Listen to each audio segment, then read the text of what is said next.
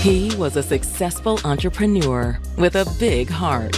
He was just very business savvy. He received an award for his services helping the community. Everybody loved him. Everybody. He was just a spirit you wanted to be around. And she seemed like the perfect match for his caring spirit. She was a successful mental health counselor. He found her unique, found her beautiful. Their goals for the future were really aligned, and so there was so much more than just a physical connection there. But a shocking disappearance tears this picture-perfect family apart. I was calling my dad. The phone was going to voicemail. She's not answering either. None of the kids are answering. Could they have been kidnapped? Could they have been killed? The search for answers reveals a gruesome discovery. They lifted up the cover and just dropped it. The television was on a true crime show at full volume, like a taunt to the police. It was scary. He never saw this coming. Or were the warning signs there all along? I heard something about a divorce. He was checked out. He was done. It became very obvious through their communications that they were having an extramarital affair. Yeah, it's crazy. Just something about her just wasn't right. She been a terror. Hey, Mickey!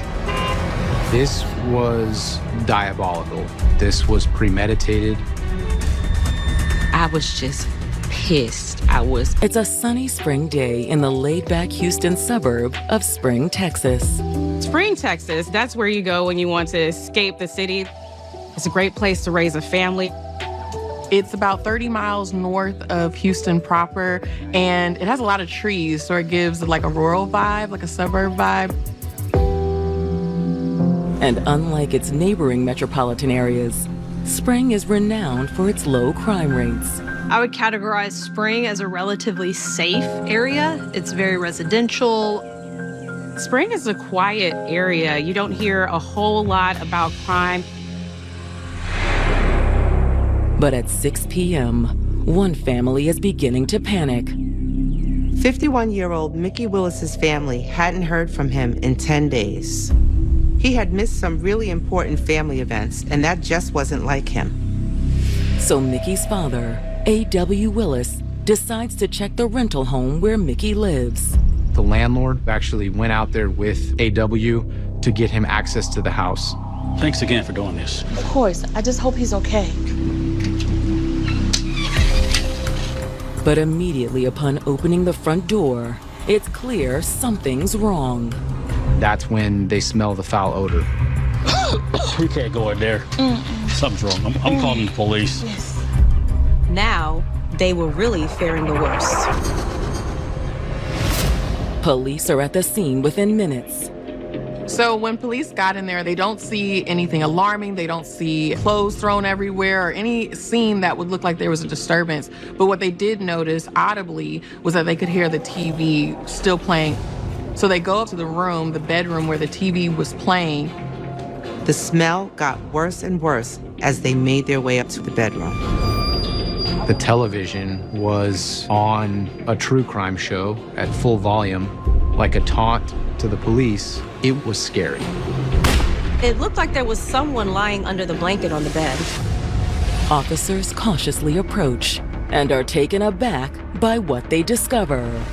They lifted up the cover and just dropped it. They found Mickey lying on the bed, and he was in an advanced stage of decomposition, so he had been dead for quite a while. He was literally decomposing and rotting and had flesh flies literally feeding on his body. We need homicide immediately. It was like something out of a horror movie. How did this happen to Mickey? Eric Mickey Willis was known across Texas for his unmatched wit and humor. My dad was very comical. He just was a jokester. He always laughed, smiled, found some kind of humor in any situation, basically. He was an amazing father, even though the relationships with the mothers of his children did not work out. Like, me and my dad We were really tight. I would like talk to him all the time, like call him on the phone all the time. Like whenever I had something good going on, he was the first person I called. Mickey was also known as a jack of all trades. My dad has always been an entrepreneur. He was a hardworking man. He dabbled in the music industry. He raced horses. As a matter of fact, he had 3 award-winning horses. He was also a certified auto mechanic. He loved cars. He liked fast cars. So I guess he just liked racing. I guess you can put it like that. Maybe he liked the fast life. Mickey's most recent endeavor was opening his own demolition company. His business was pretty successful because of the innovating ideas Mickey brought to the table. He found a way to smash the trash where he would compact it even tighter to get more trash in one load because you got to pay to dump. He was just very business savvy. But despite his dedication to the grind, Mickey always went the extra mile when it came to helping others. He was selfless. He cared about other people. He would volunteer his company's services during Hurricane Harvey, and he always was assisting with the Houston Fire Department, so much so that he received an award from them for his services and how he was helping them and helping the community. Everybody loved him. Everybody. He was just a spirit you wanted to be around. So it was never difficult for Mickey to find a date. He was definitely a ladies' man. He was very handsome, and the ladies were very attracted to him. You see pictures of him like he was a smooth guy. He created a lot of relationships with his charm. He had a few other women, but then the next one that we actually got to know and meet was Cynthia. Damn, Mickey, what's your name? Cynthia. Cynthia. He was just really taken aback by her beauty when he met her. He found her unique, found her beautiful. From the get-go, they both had something to relate to, and that was their desire for a big family. Actually, I have 4 kids, all girls. All girls? Yep. Whew. Yeah, it's a trip, but they're amazing. I would actually love to be a part of a big family like that. Oh, really? Yes. They quickly found that their goals for the future were really aligned, and so there was so much more than just a physical connection there. Before long, the couple decided to take the fast track to making their hopes and dreams a reality. They ended up going to Vegas and eloping there. They didn't even tell us. And back in Spring, Texas, their union continued to blossom. Cynthia had a great job. She worked at a local behavioral therapy center. She was a successful mental health counselor. Her income, combined with Mickey's demolition business, allowed them to live comfortably while continuing to build their family. Together, they had 3 kids. But now, Mickey has been found deceased in the couple's bedroom. And based on the state of decomposition, he's been there for quite some time. At this point, the decomposition was at least 10 days. And this is a gruesome scene. Detectives turn off the television, which has been eerily projecting a true crime series, and get to work examining Mickey's body. Despite the advanced state of decomposition, investigators are able to determine how Mickey died. He was shot on the left side of his head behind his ear. There was a spent casing from a 9mm weapon laying on the pillow next to him. It was fairly obvious that it was an execution-style shooting as he slept. He never saw this coming. As shocking as the discovery of Mickey's body is, there's an important question on everyone's mind. Where is Cynthia? Still no sign of the wife? After seeing Mickey's body, police are concerned about Cynthia and the children. The couple lived in the home with their 2 adult children and the youngest son who was about to graduate high school. Could they have been kidnapped? Could they have been killed? Police could only hope there weren't going to be multiple victims in this crime. 51-year-old Eric Mickey Willis had a successful demolition business and a large, loving family, with his wife Cynthia by his side. He was always laughing, joking around. He was just always happy. However, The house that was once filled with love and laughter is now swarming with police. Mickey had been fatally shot on the left side of his head, and his body was terribly decomposed. But where is Mickey's wife, Cynthia? Still no sign of the wife? Put out an APB out on the car. Yes, sir. The couple lived in the home with their 2 adult children and the youngest son, who was about to graduate high school. Could they have been kidnapped? Could they have been killed? Police only hope there aren't multiple victims in this crime. When investigators check the doors and windows, they don't find any signs of forced entry. We had ruled out any type of home invasion, any type of a planned hit from outside. Whoever did this either had a key to the home or they were let in by somebody. As investigators put out a bolo for Cynthia Willis and her car, the tragic news of Mickey's death spreads to the rest of the family. I gotta tell you something. I remember my grandfather called me to tell me that they found your dad in the house over there. And I just broke down. Toya called me and she said, they found a body in the house. And I just remember screaming. I just screamed. I just fell on the floor and I just kept screaming that, we waited too late. We waited too late to call and to check. If we would have pushed the issue a little bit further, could we have found him sooner? It was just so many questions. It was guilt. It was anger. It was a lot of emotions that we were all feeling. Mr. Willis?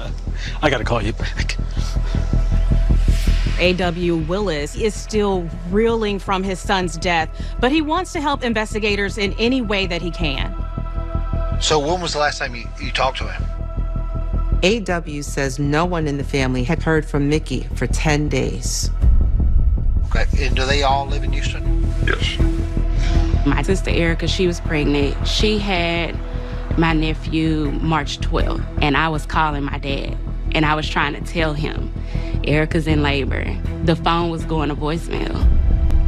In my head, I thought, well, maybe him and the kids and Cynthia took a trip because it was spring break. So we said, okay, well, let's give it some time. We just kind of started making up things in our head to make us ease ourselves. But the family's concern escalated the following Monday. So Monday comes by, and that's when we find out that he didn't show up to work. So we're like, okay, that's kind of odd because he was very hardworking. Like, he worked around the clock. He wouldn't just abandon a job like that. He had never not shown up for work. I mean, he was just a guy that was faithful to his word. A.W. says the family's next step was to contact Cynthia. I dialed the Cynthia number about 11 or 12 times, right after another. Nothing but a voicemail. He tried calling his grandchildren who still lived in the home, but they weren't answering either. And I'm concerned about all of them, not just him, because I couldn't reach anybody. A.W. says that's when the family decided to reach out to Mickey's landlord. We reached out to the landlord and kind of insisted, like, hey, we want you to go out there, check, and open the house. Detectives inquire about the relationship between Mickey and Cynthia. Did he say anything was wrong? Well, they've been having some domestic problems. And according to A.W., Mickey seemed to be at the end of his rope. That's what he told me. He wanted out. And I heard something about a divorce. He was checked out. He was done.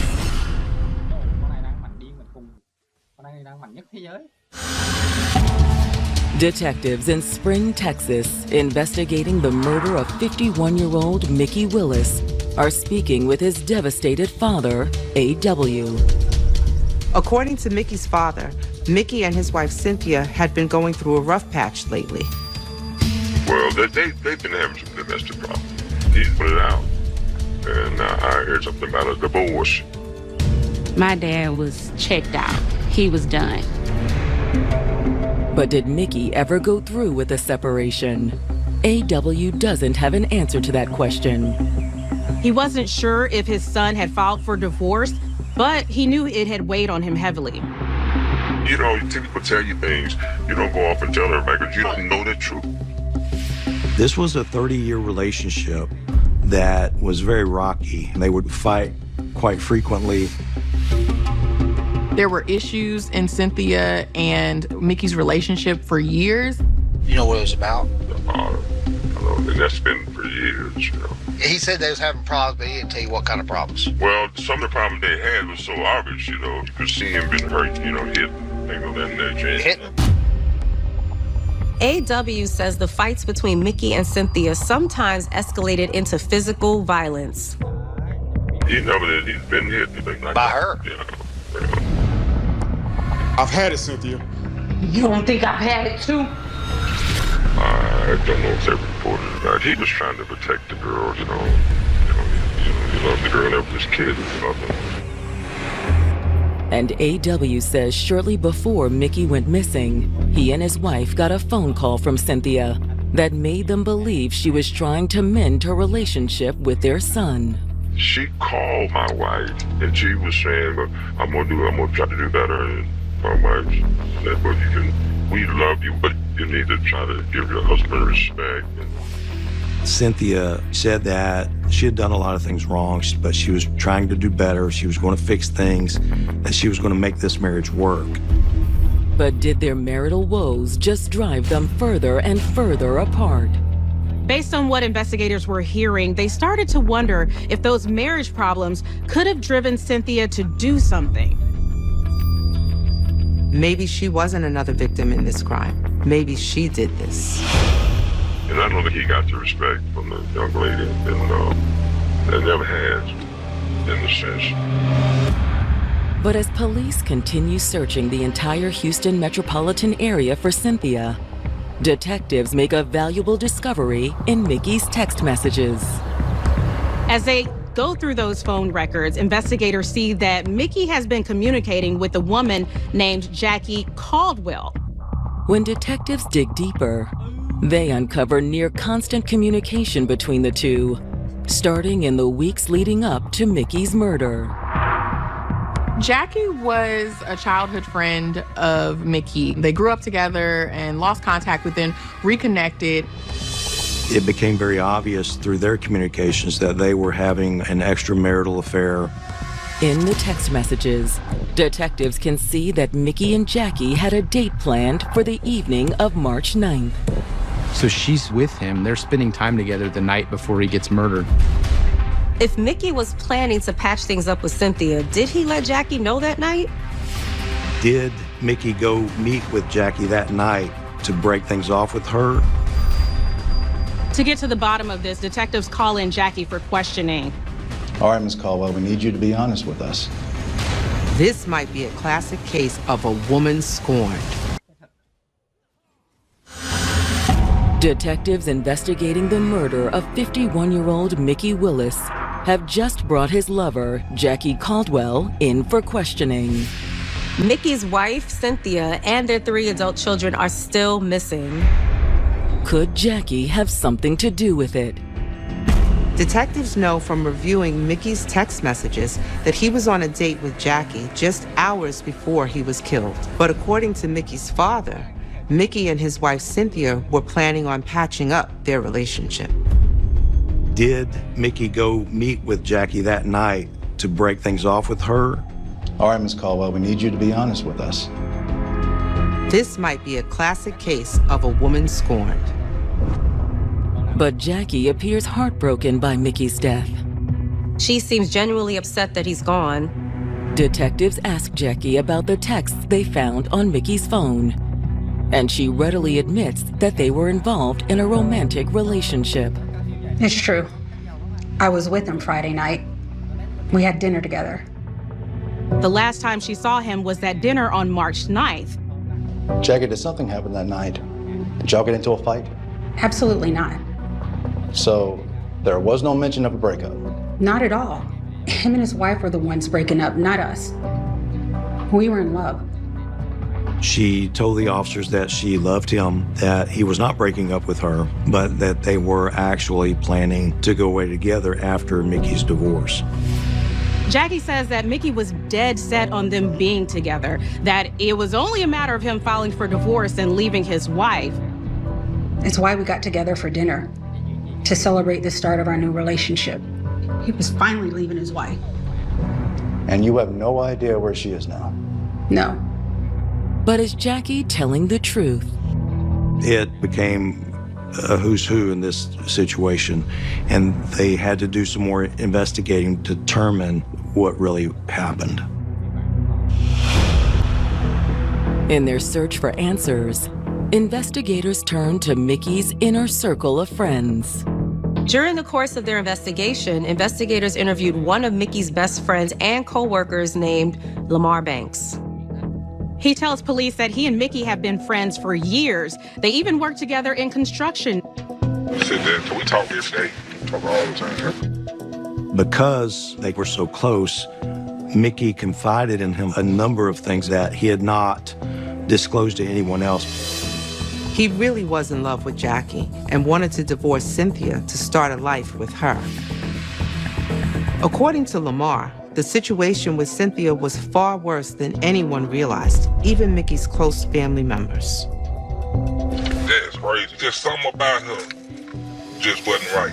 She been a terror for the last past 30 years, man, that I've known her. He witnessed a toxic relationship of constant arguing and a lot of physical assaults that took place where Cynthia was assaulting Mickey. She swapped everything. But he had no idea how bad it was until one day when he was dropping off Mickey at home. Thanks for the ride, man. I appreciate it. We'll see you tomorrow. We'll get with you. All right. Took him home and pulled in the driveway. I'm sitting on my phone, so I'm see somebody come out the corner, y'all. It was Cynthia, and she had a knife. Mickey trying to go in the front door. And she come around the side, on the other side of the garage, and she had a butcher knife. I said, look, I said, Mickey, blowing the horns at Mickey. I said, here she come. Hey, Mickey! Texas detectives are speaking with Lamar Banks, the best friend of murder victim Eric Mickey Willis. Lamar said Mickey's relationship with his wife Cynthia had become more and more violent, and Cynthia even came at him with a knife. Blowing the horns at Mickey. I said, here she come. Hey, Mickey! But it was too late. When he turned around, man, she hit him. She hit him with that knife in his arm or his shoulder. He said that damn blade come all the way to the back of him. So Cynthia stabbed him in the shoulder? Oh, hell yeah, she done stabbed him, man. She done stabbed him, and hell yeah. Lamar says he immediately tried to help his friend. And I was reaching for my pistol in the console. I said, I'm gonna shoot that. But Mickey told Lamar he didn't need his help. He said, now. They grabbed him. They go in the house. And he shut the door. Mickey was a family man to his core, and he didn't want to do anything that would break up the family. Mickey was a person that where his kids was more important to him than what Cynthia was doing to him. He was a family man, the way he was raised. At that time, like, he didn't press charges or he didn't want her to go to jail or anything like that. But once the couple's youngest son was nearing his high school graduation, Mickey was ready for a new life and a new relationship. He said, this boy here finna get ready to finish school. And I'm done. I'm gone. It was kind of one of the situations like, I'm just gonna stay with her till these kids get out of here and graduate and become adults, and then I'll plan my escape.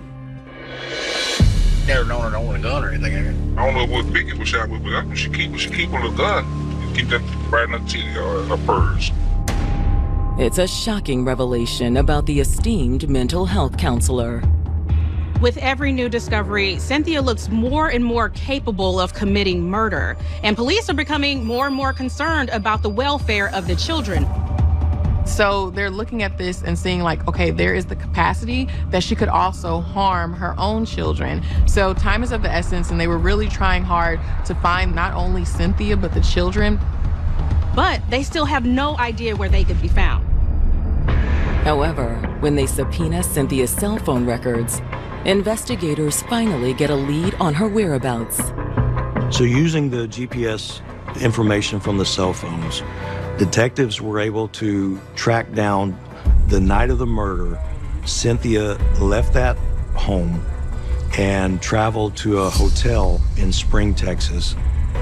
Not long after, it's tracked to a home in Humble, Texas. That's about 30 miles from the Willis's residence. Property records show that the home belongs to Cynthia's sister. Investigators race to the home, fearing the worst, but instead, they're met with relief. Can I help you? The couple's 3 kids are safe and sound. Is your mother Cynthia here? No. Why? Cynthia is nowhere to be found. Everyone in the home is clearly worried and confused, including Cynthia's sister. When Cynthia asked to stay with her for a while, she didn't think much of it. The entire time they've been here, it has been very normal. Very normal. Did you talk to your sister about what's going on? Where's Eric? We're not, I assumed either they were, again, separated and left again. And I didn't ask questions. We're not super close. Cynthia's sister says she was at the house last night, but no one has seen or heard from her since. And I have not talked to Cynthia. When detectives reveal that Mickey is now dead, the family members are stunned. This is the first I'm hearing about my dad being gone. Mickey's daughter says the last time she saw him was March 9th, after he was home from his date with Jackie. My dad got home probably about 12:30, a little after midnight. It was a normal night. My dad came in, he was tired. You still up? Yeah, you know how us night owls do. I talked to him for a little bit, and then he went to his room, we went to sleep. Good night, sweetheart. All right, Dad. I love you too. But early the next morning, her mother seemed panicked. My mom woke us up Saturday morning and said we were leaving. I don't remember what time, maybe 7, but it was early. She woke us up. Wake up. Wake up now. We gotta go. What's going on? I'll explain to you later. Come on, we gotta go. We gotta go. Come on. She didn't give them any options of taking clothing or toothbrushes or anything like that. She rushed them all out of the house and they left. They just assumed their parents had gotten into another fight, and that's why they were leaving the house.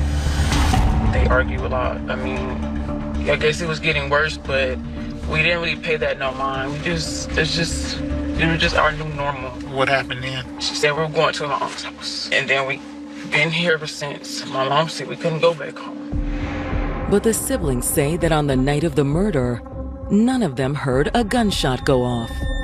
And you didn't hear any scuffling, you didn't hear any noise? I didn't. Between the time you went to bed and she woke you up? I didn't hear loud. I didn't really hear anything. Could Cynthia have used the television in the bedroom to drown out any noise? When the officers got there, the television was on and it was turned up loud. It was true crime stories that were on the TV at the time Mickey was killed. And so you start to wonder, was she trying to acclimate the environment, those others who were in the home, to the sounds of gunshots? Was that part of her plan? And it seems like it was. Cynthia's youngest son, 17-year-old Eric Jr., echoes his sister's claims. So he talks about how, everything seemed normal the night before. The next morning, the mother rushes them out of the home. But he adds another crucial piece of information. According to Eric, the day after they moved into his aunt's house, his mom made a chilling statement. She said something really messed up, man. What did she say? She said that she hurt him real bad. She said it was out of self-defense, that Mickey tried to hurt her and she was only protecting herself. He never thought his mom had hurt his dad so bad that she'd killed him. I mean, they fight all the time. I just thought it was another fight. But now Eric Jr. feels confident that his mom is a killer, and his siblings agree. She killed him. She killed our dad.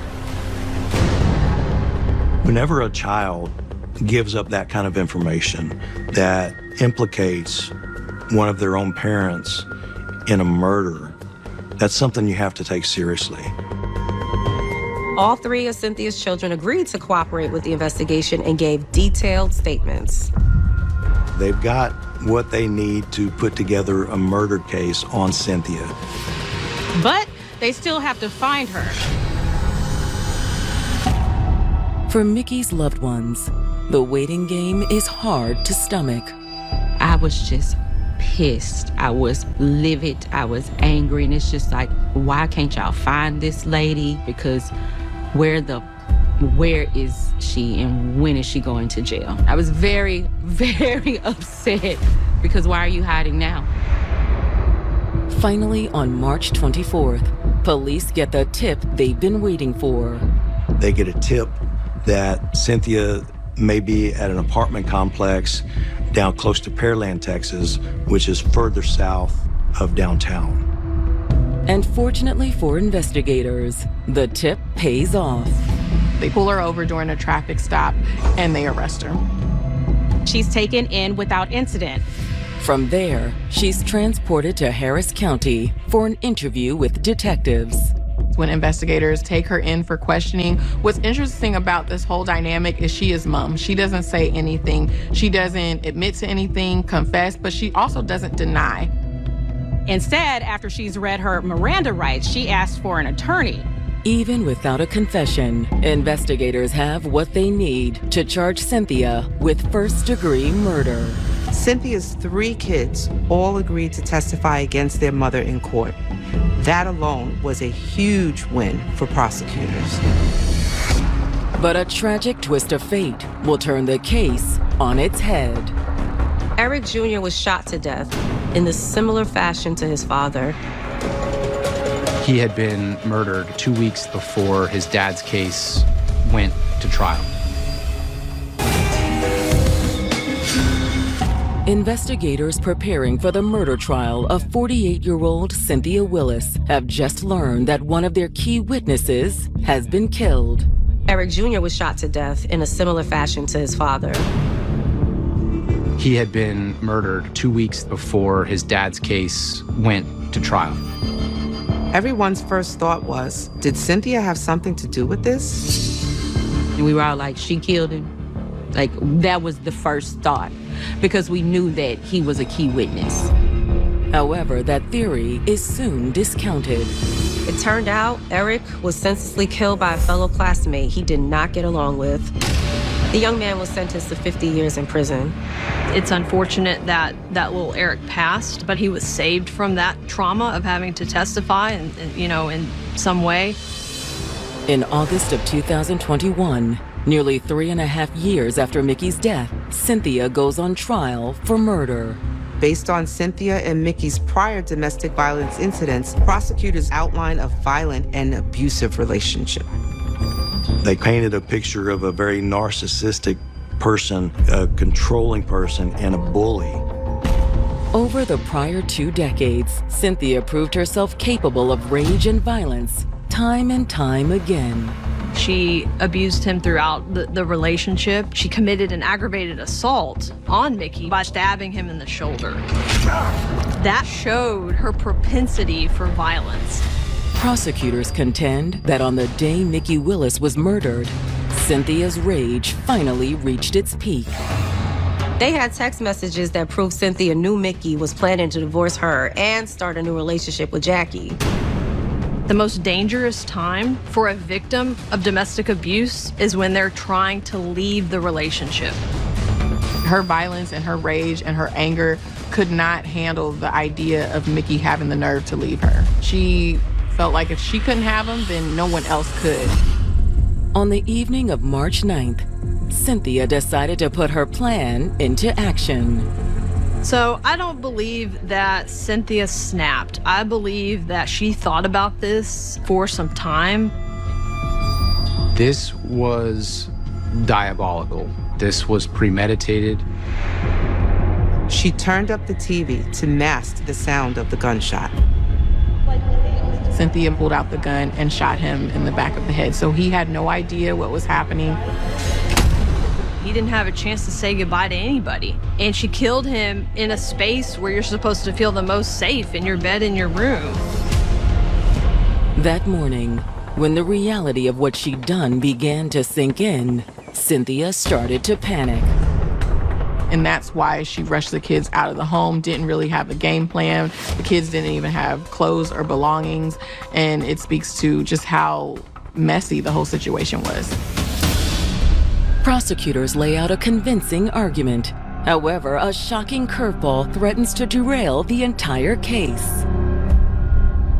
Before trial, the couple's daughter gave prosecutors a sworn statement regarding her mother's violent past and the abuse that occurred. And so we hoped that she would be cooperative on the stand. But then when she took the stand, it was the complete opposite. She started saying, I don't remember, I don't recall, I didn't say that. We would ask her a question. She would answer it in a way that she apparently thought was favorable to her mother.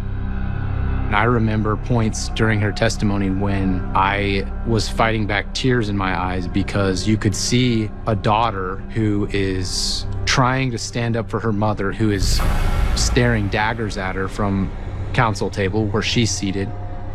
Prosecutors call out the inconsistencies during cross-examination. We already had a prior sworn statement from her in our back pocket, and so when she would deny making that prior sworn statement, the statement would come into evidence. The jury knew. The jury knew she was lying.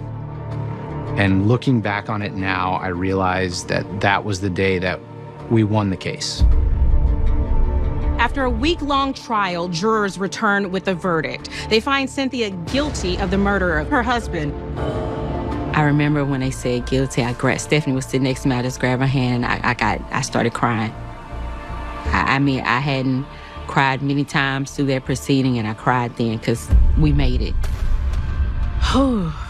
Watching the trial, I was relieved because a lot of people in these type of situations always have a little bit more sympathy for the woman. During sentencing, Cynthia continues to profess her innocence. She took absolutely no responsibility. When she finally had her opportunity to speak on her own behalf, she wanted to try to throw Mickey under the bus. She said, I was the victim, that Mickey had cheated on her throughout their marriage. She talked about how he hung out with very suspicious people. And so she was just continuing to kind of dog his character and really speak down on him. Regardless, the jury has little sympathy for the former mental health counselor. The jury sentenced her to 50 years in prison. A 50-year sentence for Cynthia means that she will not be eligible for parole until August of 2047. And at that time, she'll be 77 years old. So this pretty much is a life sentence. Was it enough to say, you know, I feel completely satisfied?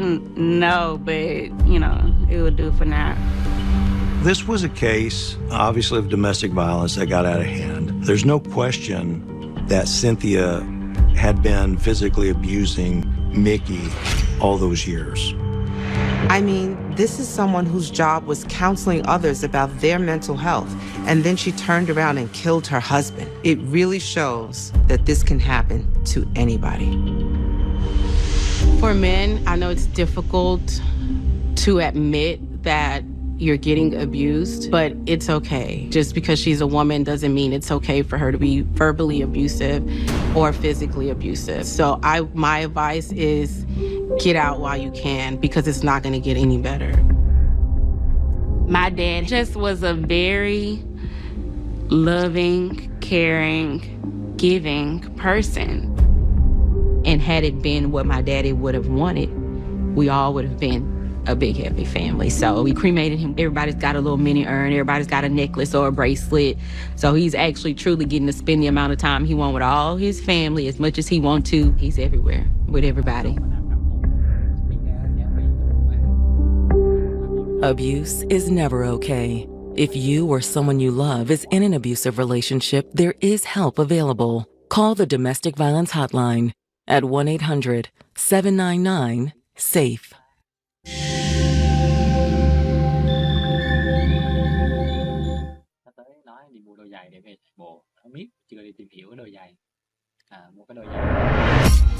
South Central Los Angeles, a land of contrasting colors, cultures, and communities where palm trees sway against a backdrop of Hollywood hills, sunset skies, and bright city lights. Most people think LA, they're gonna think of the beaches. They're gonna think of pretty women. They're gonna think of Hollywood. LA is LA. You don't hear people talking about, oh, I'm going to California to go to the Valley, or I'm going to Palmdale or San Diego. No, when you come to California, you're going to LA. Yet south of the Sunset Strip, in the central part and neighborhoods of Los Angeles, reflects a darker, more sinister reality. And in the spring of 2019, on the corner of Crenshaw and Slauson,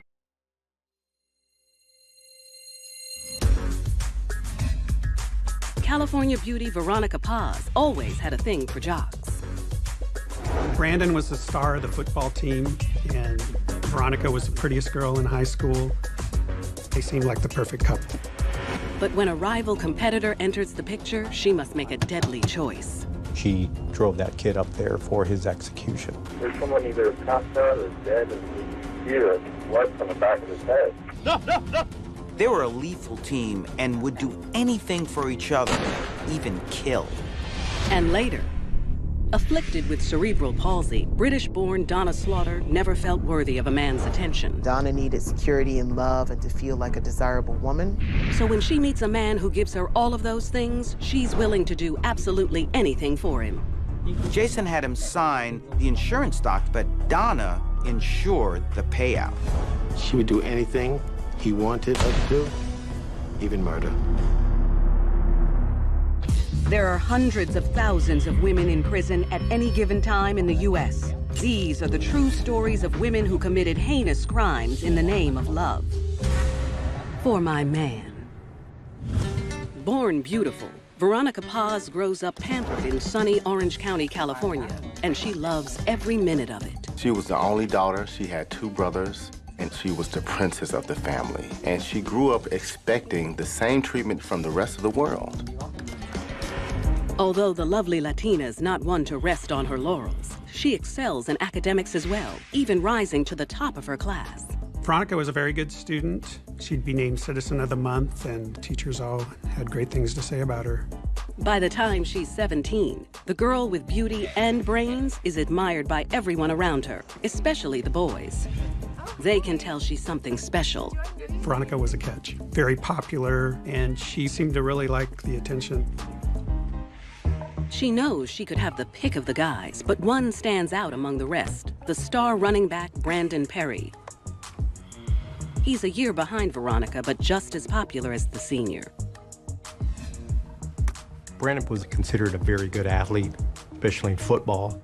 Had received some attention from colleges. He was sort of like Veronica's opposite gender equivalent. He was popular, he was attractive, and he was admired by everyone in the school. Even though Veronica still enjoys flirting with other boys, she and Brandon quickly become an item.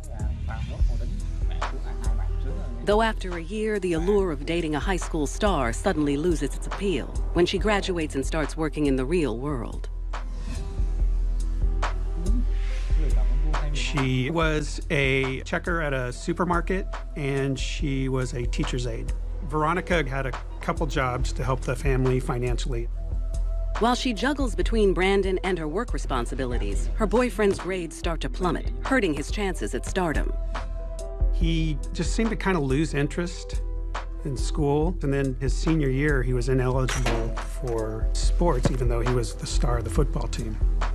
So he decided to drop out of high school, and now he really wasn't doing anything with his life. Veronica's not pleased with Brandon's lack of ambition, and for the next few years, the two struggle with the typical ups and downs of young love. He was at home playing video games pretty often, and oftentimes calling Veronica to see what she was doing. When we're looking at adolescent relationships, sometimes they can be very intense. You didn't tell me you were going to work today? Yeah, I told you I was picking up a shift. Veronica did seem to have a genuine love for Brandon, but she was young, and so she wanted to see what else was out there. 3 years after high school, the couple is still holding on tight to their love when Veronica lays eyes on 17-year-old Diego Gonzalez Sanchez, the new bagger at her job. Diego was living with his family, going to a local high school. He was in his senior year. He was the captain of the wrestling team. She can't help but notice his good looks and natural prowess. Diego was a star athlete, just like Brandon. And Veronica saw her opportunity to go back to dating the star athlete once again. So she told herself, I really want this guy. And Diego's not complaining.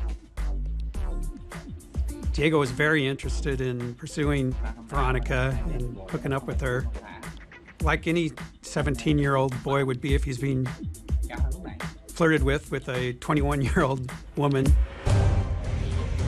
But Veronica's actions are about to provoke a vicious war, one that will destroy multiple lives and end with a brutal murder.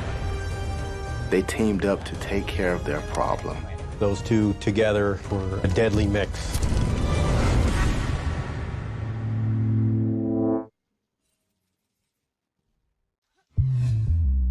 In Orange County, California, 21-year-old Veronica Paz finds herself attracted to her new co-worker, high school senior Diego Gonzalez Sanchez. Diego got a job at the same supermarket where Veronica was working. He was a bag boy. She was a clerk. Veronica doesn't care that he's only 17 or that she's on again with her 20-year-old boyfriend, Brandon Perry. She uses all of her best moves to play the younger Diego. She was very flirtatious. She knew that she was beautiful, and she knew that she could get him. A couple of weeks later, her charms do the trick, and the two drive to a secluded spot together after work. They soon find themselves steaming up the back seat. They started to have mad, passionate sex with one another. Jumping into a sexual relationship is really not a good idea, especially if you're young, because one person may be enamored with the sex and end up having that very unbalanced relationship. One in it for sex, one in it for the real thing. After that, the couple's road trips become routine. But they're careful to keep their affair on the down low. Veronica was still dating Brandon, and she really still cared for Brandon, but Diego just had more to offer. But when she hints at being exclusive, the teenager casually brushes her off. From Diego's standpoint, this was a sexual thing, so he wasn't looking at Veronica that way. This is new territory for Veronica because she's never been turned down before. And so she perhaps now wants the thing that she can't have. So now she tried much, much harder to get Diego. As discreet as they try to be, it doesn't take long for word to get back to her boyfriend that Veronica's seeing someone on the side. Brandon immediately confronts her about Diego, but she flat out denies the relationship, and he believes her. She said, oh, him, that boy's always bugging me. He's always chasing me. I don't like him. I don't want anything to do with him. Brandon vows that if he ever runs into Diego on the street, he will make him pay for trying to put the moves on his girl. Here, Veronica is rejected by Diego, but she's got a go-to guy, which is Brandon. And now Brandon is showing all of this jealousy. So now in her mind, he's showing me the attention that I can't get from Diego. But I still want Diego too. A few months later, while continuing to date Brandon and enjoying her secret trysts with Diego, Veronica pushes the high school wrestler for more. When he refuses a second time, her blood begins to boil. Not only was she humiliated by this young guy, but it made her really, really angry because she realized that she was just being used for her body. That summer, Veronica's two worlds collide when she and Diego find themselves at the same party, and then her boyfriend shows up. When he sees his girl with the man he thinks is cutting in on his territory, he becomes enraged. He wanted to defend his girl's honor, so quickly there was a confrontation between Diego and Brandon. What's up? That's good. Veronica silently watches as the two men in her life face off and something clicks. What's up, man? What's up? In her mind, Veronica really saw Brandon as being her knight in shining armor, rescuing her from the guy who rejected her. But the star wrestler isn't backing down to the football has-been. Which pushed Brandon's buttons even more, and there seemed to be some type of a macho standoff between those two. It got really ugly, and then all of a sudden, one of Diego's friends pulled out a gun. Man, you good? Oh, what's up now? Okay. Not wanting to take any chances, Brandon yields. That's how it is. He grabs Veronica and the two take off. Fueled by rage and disgrace, the high school sweethearts decide Diego's days are numbered. So done. I swear it's so Veronica, as well as Brandon, were completely humiliated by Diego. They decided together they're gonna get rid of this problem. Brandon now feels like, wait a minute, you dissed me in front of my woman? You know, I'm gonna get revenge. Veronica is thinking, wait a minute, you dissed both of us? Well, I want revenge too. Their combined humiliation turned them into a lethal weapon. So the young couple comes up with a flawless plan to kill the teenage jock. A few weeks later, Brandon gets a gun, but tells Veronica that she needs to buy the ammunition since he's still a few months shy of 21. She does. Now all they need to do is figure out a way to get Diego alone without raising suspicion. This stage was always set for it to happen. It just went to when's it gonna happen?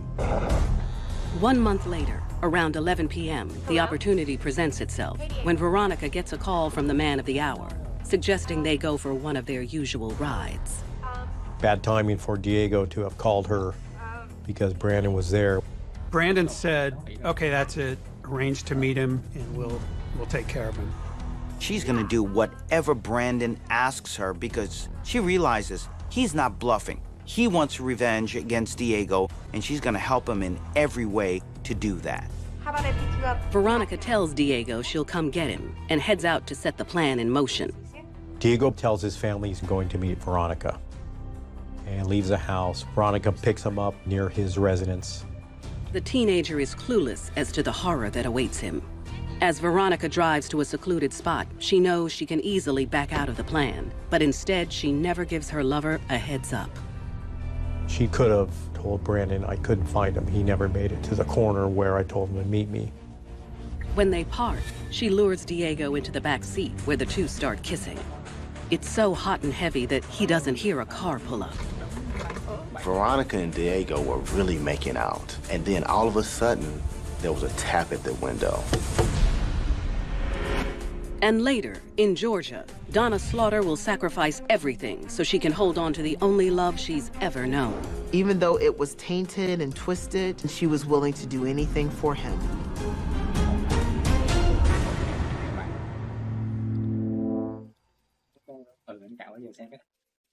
Veronica Paz lures 17-year-old Diego Gonzalez to an isolated lover's lane in Orange County, California for sex. When her boyfriend Brandon Perry shows up, hell-bent on getting revenge after being humiliated by the teenager. He pulls Diego out of the backseat at gunpoint. Veronica jumps out of the car and stands by her boyfriend as he confronts the man who embarrassed them both. Brandon and Veronica are standing side by side. Diego in front of him. Come on, just put it down. Diego took one step forward, and at that moment, Brandon shot Diego in the head. To be sure he's dead, Brandon shoots him in the head again. If the first shot to the forehead didn't kill him, the second shot certainly did. In that moment, emotions were flying high. This was going to be the culmination of their revenge and the humiliation that they went through, and she just wasn't gonna stop at this point. Before anyone spots them, the duo tries to get rid of the body, but their idea has a flaw. They tried to actually burn Diego's body with diesel fuel. That didn't really do the job because diesel fuel isn't as flammable as petroleum, regular gasoline. Although the body burned a little, it didn't get rid of the evidence. In a panic, the pair take off and call a couple of their pals to be their alibis. They got their friends to agree to say that they were at their houses during the murder. Veronica and Brandon go to sleep in their respective parents' houses, believing their secret is safe. I would have to think they were in some sort of emotional shock. And the way that they could deal with that situation is not to think about their heinous acts, but more than anything else, how it brought the two of them together. They were now as thick as thieves. The next morning at 8 a.m., two young men come across Diego's partially charred remains. Hi, this is Orange County Fire. Can I help you? Yeah, I'm in Orange Park Acres, and there's someone either passed out or dead. And Okay, and what are you seeing? there's a guy lying in the driveway, and you can see it, and like blood from the back of his head. As investigators reach out to Diego's family, they're horrified to learn of his violent death. They were devastated, couldn't believe that their child, who had such a bright future and so much potential, was murdered. And it doesn't take long before the name Veronica Paz pops up in the investigation. Diego's brother informed police that he knew that Diego was meeting up with Veronica that night. But police are really interested in what a friend of Diego tells them about Veronica's boyfriend, Brandon Perry.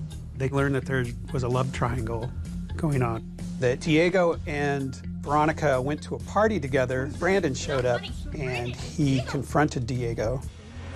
Investigators immediately track the high school dropout down at his home, and he volunteers to come in for questioning. But that's where any cooperation ends. When I asked him, are you aware of a person by the name of Diego Gonzalez? No, I'm not, which I knew was not the truth. Sensing they're on the right track, detectives bluff and tell him they have his cell phone records and can tell exactly where he was when Diego was killed. And they're careful not to mention the location of the crime scene itself. They don't have to. He bites on it and puts himself right in the area where the body's found. I was driving around that neighborhood anyways. Brandon incriminated himself by stating that he was driving around near the crime scene. Realizing he's in over his head, Brandon refuses to say another word, but it's too late. Investigators charge him with first-degree murder. Next, police bring in Veronica, and over the next several hours, she flat out denies meeting Diego the night he was killed. At no time did you say that you would meet with Diego. No way. I told him that, I really don't want to deal with any drama. Damn, he's just, just trouble, and I don't want to deal with him at all. She sticks to their concocted story and says she was at her friend's house all night. She used her alibi and stuck to it. And also, she stuck by Brandon and stated that he didn't have anything to do with the crime. Well, I'm asking you, are you trying to cover up something else? Because Brandon actually is being pretty honest. Fearing what he might be saying about her role in Diego's demise, Veronica turns on her man. Whatever love that Veronica had for Brandon, at this point, it was about self-preservation, and therefore that love went out the window. She says she wants to tell me the truth. I ask her what that is, and she says to me that Brandon shot Diego. Through tears, Veronica admits that she lured Diego to his death, but had no idea Brandon was going to kill him. She said, I only thought he was going to beat him up. After talking with her friends, police are way ahead of her and don't buy it. She was aware that Brandon had a gun. She bought the ammunition for that gun. When she told me, she had no idea the end result was going to be Brandon shooting Diego. I can't believe that. 48 hours after Diego is shot in cold blood, Veronica Paz is arrested for first-degree murder and lying in wait. With the overwhelming amount of evidence against Brandon, he agrees to make a deal. His days of backing Veronica are over. Brandon was facing life without the possibility of parole. When he found out that Veronica had thrown him under the bus, he agreed to a plea deal where he would get life with the possibility of parole and would testify against Veronica. 4 months later, Veronica Paz goes to trial and is convicted of first-degree murder. But in 2008, her conviction is overturned on appeal because of faulty jury instruction. And she decided to plead to second-degree murder. She is sentenced to 15 years to life. Veronica now has plenty of time to think about how she went from a popular young woman with a future to an accomplice to murder. Without Veronica's role, I don't believe Diego would have been killed. Brandon pulled the trigger, but Veronica got him up there. I'm sure every day they may be remorseful of, why did I do it? When Veronica was humiliated by Diego, she didn't realize really the intensity of the hate she started feeling for him. And of course, having her go-to guy, Brandon, in many ways enabled that hate. She had someone who actually now made her feel better and emboldened her to go along with this murderous plot.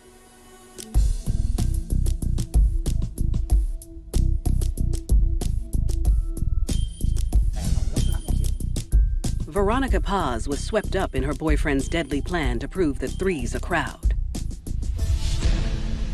Donna Slaughter's devotion to her man will lead her down a similar path. England native Donna Brimble has always struggled to fit in because of a developmental disorder. Donna's got cerebral palsy, and she walks with a real strong gait. She has trouble keeping her balance without the use of a cane. Cerebral palsy is a neurological issue where people have abnormal brain development, and it causes a lack of coordination of muscles and movement. With a strong support system behind her, Donna does the best she can to live life to the fullest. But she wants more. Her family wasn't wealthy. However, they were able to make certain that Donna had any and all of the things that she needed. But she wanted to be like anybody else. She wanted to have a normal life. She wanted to love. By the time she's 30, she can no longer ignore her needs.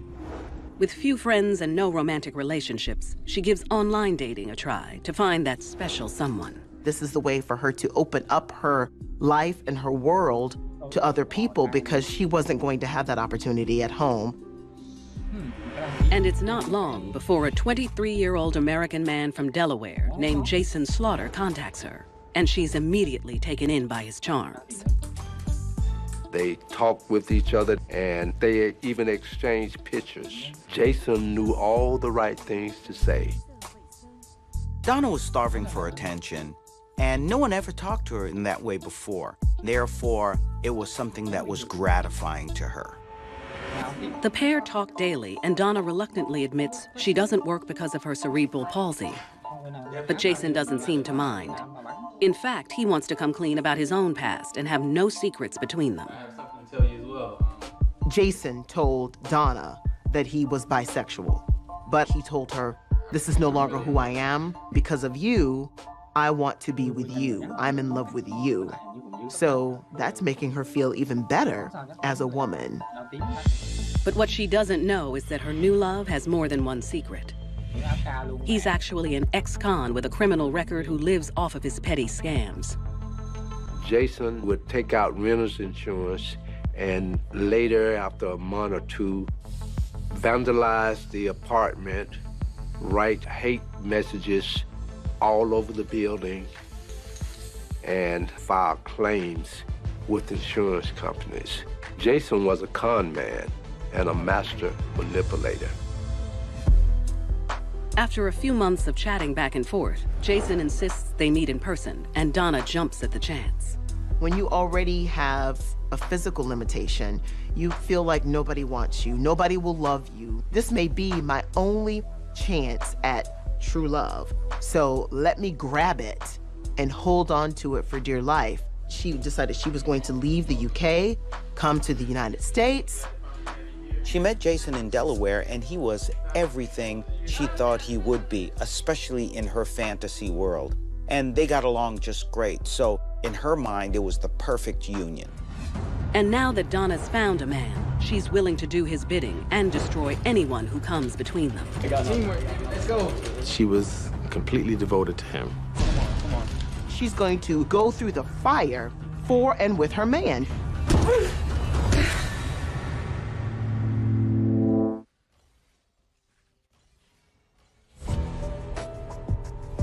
After meeting the love of her life online, Briton Donna Brimble can't believe her luck when she finally lays eyes on Jason Slaughter in person in Delaware. And he's everything she had hoped for. There had not been boyfriends in the past, and nor was she ever really in a relationship with anyone else.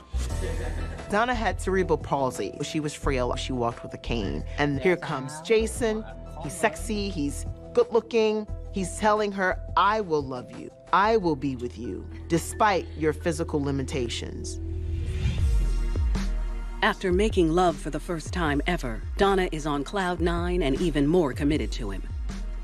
I believe she fell hard and completely, unconditionally in love with Jason Slaughter. In healthier relationships, we see that it's not just about the sex, but it's about emotional intimacy. So this is everything that Donna wanted, and therefore, for her, that was the optimal relationship, emotionally and sexually, and having both together. I have a surprise for you. So when Jason asks her to marry him after only a few days, she accepts without hesitation. Out of all the women in the world, he wanted her. He loved her. But I think for him, she represented someone who was a means to an end. Just months later, the couple marry at a Delaware courthouse, and Donna never sets foot in the UK again. All she cares about is being Mrs. Slaughter. She lost contact with her family, all of her support. She was all in with her relationship with Jason. To start their new life together, Jason rents them a quaint little house in Mock, Georgia, just a couple hours south of Atlanta.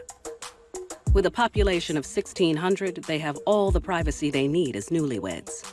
You're not gonna have the nosy neighbors. The next person maybe 5-10 acres away. As the two settle in, Donna's joy is only matched by her love for Jason. I'm sure it was going really well. You know, you're a new couple, newlyweds. I'm sure they were incredibly happy for a while. Although within a few months, it becomes clear that without a steady income, they're going to sink deeper into debt. Jason's not working, but he has some savings from previous jobs, maybe some previous scams, some other things. He has a savings account built up. That's starting to dwindle down. And Donna can't help but notice Jason spending more and more time online. But she has no idea he's suddenly searching the internet looking for someone who might be able to pitch in and doesn't let gender stand in the way. So he was initiating new relationships with other people. And when he comes across the dating profile of a 21-year-old man named Michael Hagel, he can tell right away the young man is in need of some TLC and decides to reach out to him. Michael is somebody who lives in St. Louis, but his family is not a fan of the homosexual lifestyle. Not only is he lonely, but just like Donna, Michael has a disability that makes him insecure. One of his legs was longer than the other, had surgery with a hip implant, and he was getting a disability. They corresponded back and forth, and they became friends. Jason was a troll. He knew how to pick the right people who are vulnerable emotionally, physically, and sexually, and those were the people he targeted on. Believing her husband can do no wrong, Donna turns a blind eye to Jason's new friend, even when he visits him in Missouri. Whether there was intentional ignorance on Donna's part, we don't know. After just a few months, Jason tells Michael he's in love with him and asks his new boyfriend to move in with him in Georgia. Michael, believing he's met someone special, jumps at the chance for true love, just like Donna did before him. Michael had detached himself on his own volition from his family. And so he was more than willing to take Jason as a person who he would welcome the affection and the love from. That spring, Michael packs his bags and makes the 700-mile trek from St. Louis, Missouri to Mock, Georgia. Jason tells his wife he's invited Michael to be their roommate to help with their bills, and she couldn't be more thrilled. Wow, looks great. Jason was quick to explain it away. He's financial income. He's a supplement to their income. So it didn't raise any red flags for her. But when Michael gets there, he's shocked to find that Jason doesn't live alone, but instead is married to a woman. Jason is telling him, oh, you know, Donna is just here because she wants to have her citizenship. She, you know, there's nothing going on with us. But to be sure Donna's feelings don't get hurt, he asks Michael to keep their romantic relationship a secret, and he agrees. Okay, all right, yeah. All right. Jason is just dealing spin. He's got both of them wrapped around his finger, neither one knowing about the other. The three form an unconventional family, with Jason at the helm, and no one disputes it.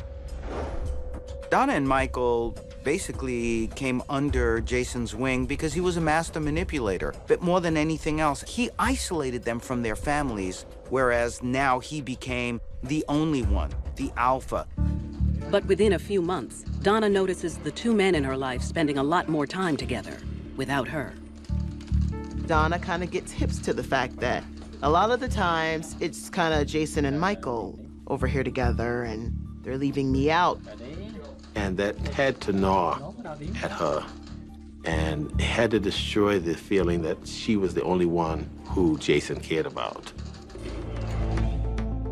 In an effort to soothe his wife's insecurity, Jason tells her he's going to take out an insurance policy on himself and Michael, so she'll be taken care of if anything happens to them.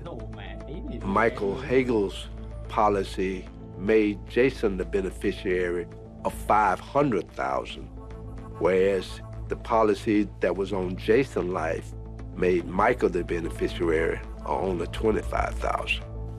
So you can see what was going on there. Once the documents are signed, Jason tells Donna what he really has in mind. Take me out, and then we collect the money. And with her help, not only will they not have to worry about money for quite a while, but it will be just the two of them together forever. Jason simply tells Donna, I want you to shoot him in the back of the head. Will you do that for me, honey?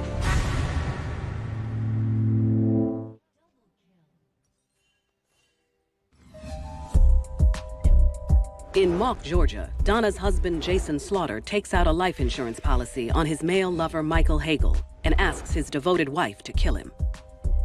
In her mind, this was a way to get rid of a rival. This was her way just to be alone with Jason. She was enamored, she was in love with him, she would have done anything just to be with him.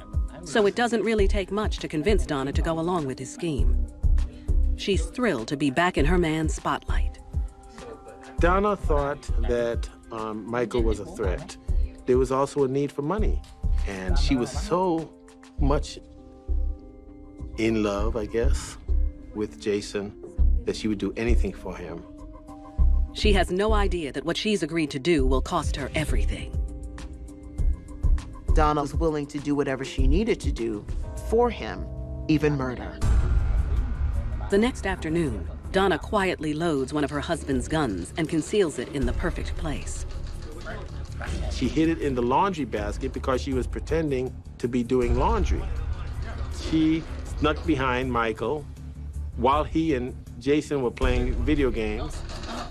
Donna looks over at Jason and takes a deep breath. She knows she can't turn back now. She pulled the gun out, pointed it in the base of his head, and shot him. Michael is killed instantly. Come on, come on. Without hesitating, the two roll his body into a large plastic bin to avoid any more unnecessary blood on the floor, just like they had prearranged.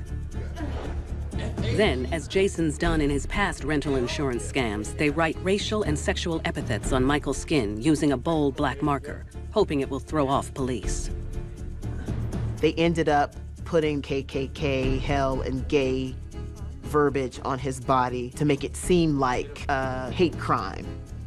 To seal the deal, they beat him in his arms and legs. The body was hit with a hammer, but maybe like he was in a brawl or a fight. She was under his spell. So by getting rid of Michael, she was proving to Jason that she was worthy of his love. The two anxiously wait until nightfall and then load the plastic container with Michael's body into the back of their red truck. They drive 30 miles away until they find the perfect spot to dump him. It was a rural road out in the middle of nowhere. Michael's body was just laid on the side of the road. like a piece of garbage that was thrown from a car. On their way back home, husband and wife throw any evidence, including the gun, into a trash dump site along the way. They come back to the house and bleach it completely. All that's left to do is wait for Michael's body to be found so they can cash in on the $500,000 life insurance policy. We're all individuals. We're human beings. Michael was a human being who did not deserve this. Early the next morning, Michael's body is spotted by a passing school bus. Some of the children noticed something that was strange. When the bus driver realized what it might be, he called the police. The Marion County Sheriff's Office responds, and deputies can tell right away that the victim was murdered somewhere else and dumped there. There was no scuffle. There was no indication of any blood that was there. There was no identification on the body, so police didn't know who he was. The only clue they have is a witness who saw a red truck leaving the scene the night before. The police go to the press a few days later about a John Doe whose body has been discovered. Jason sees the announcement on the news and realizes Michael's ID must have fallen out somewhere. They had to let the authorities know that this was indeed Michael. Otherwise, part of their whole plan would be messed up. They wouldn't get the money, so it forced them to. 6 days after Michael's body is discovered, Jason decides to risk it and contacts the authorities. Jason called us and told us this might be a roommate of theirs who was missing. The master con man is prepared with a story to explain why he hadn't called the police sooner.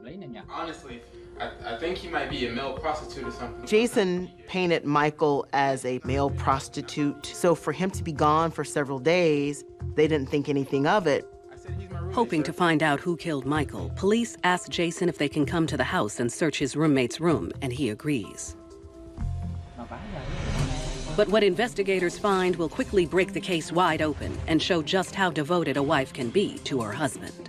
There were just red flags and whistles and sirens going off. Nothing was going to stop her from protecting her man.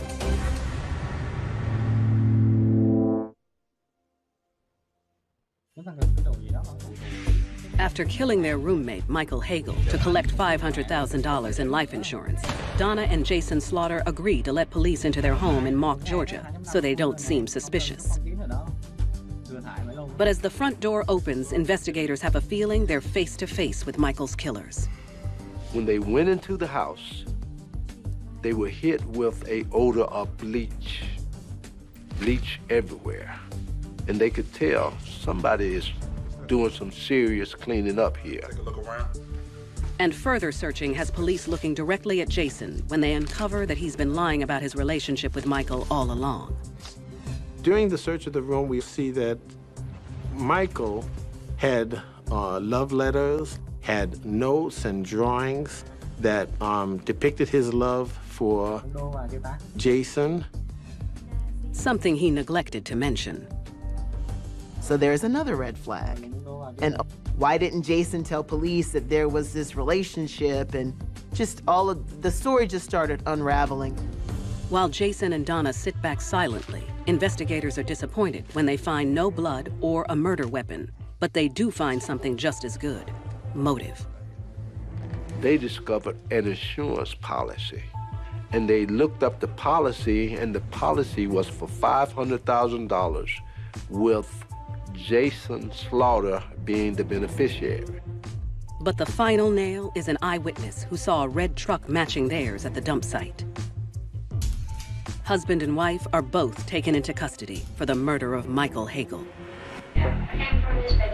Once she's alone with investigators, Donna doesn't take long to crack. She quickly confesses to killing the young man while Jason was sleeping. So Donna just immediately said she did it. And she claimed that in a jealous rage, she shot Michael. You need to believe me, I shot him. And this is exactly where I shot him. And she pointed to where she said she shot him. But she never once implicates Jason in the murder. Donna was totally devoted to her husband, Jason. Therefore, it's not surprising at all that she took the full rap for this. She wouldn't give Jason up because in her life, Without Jason, she was nothing. Although police can't help being skeptical, especially when Donna claims that she got rid of Michael's body all by herself. Donna said that I did everything, and that didn't fly with the investigation. When you look at her, you know she could have never dumped that body by herself. It just didn't add up. But this woman loved Jason so much. Here again, she's still willing to go to bat for him. It's just what Jason had planned all along. So when police question him, he doesn't hesitate to turn on his wife. Jason denied involvement in everything. He put it all on her and said, oh, she did this. I wasn't involved at all. But police don't buy it, and neither does the jury. 2 years after Michael Hagel is murdered, Jason and Donna Slaughter are both tried and convicted of murder, aggravated assault, concealing the death of another, tampering with evidence, and possession of a firearm during the commission of a crime. They are each sentenced to life plus 15 years. Through it all, Donna stands by her man. We offered to allow her to move to set aside her conviction and testify for the state, and then allow her to plead, possibly to manslaughter. She would not bite, but she would not roll on Jason. She didn't help herself and her own case. She was committed to going down the same path that her husband went down. That's how much she loved him. This was truly a very symbiotic relationship of someone who wanted to be completely controlling and a person who felt that being controlled gave her some self-worth. And she was willing to pay the price for that kind of a love.